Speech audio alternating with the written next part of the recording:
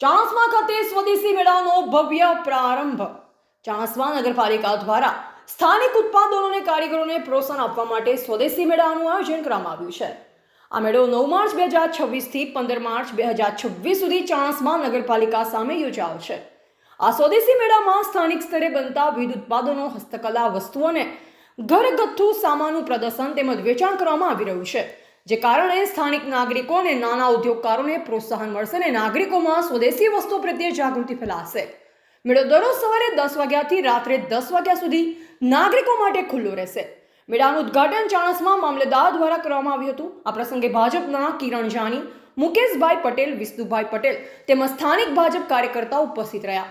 આયોજનમાં ચાણસ્મા નગરપાલિકાના chief officer Shri પ્રેરક ડી પટેલ, ઉપપ્રમુખ શ્રી આંશુ સુનિલભાઈ પટેલ, પ્રમુખ શ્રીમતી પ્રતિભાબેન નીતુકુમાર પટેલ તથા કારોબારી ચેરમેન શ્રીમતી શિલ્પાબેન ધર્મેન્દ્રકુમાર ઠાકોર સહિત નગરપાલિકાના સભ્યો અને કર્મચારીઓએ મહત્વપૂર્ણ સહકાર આપ્યો હતો।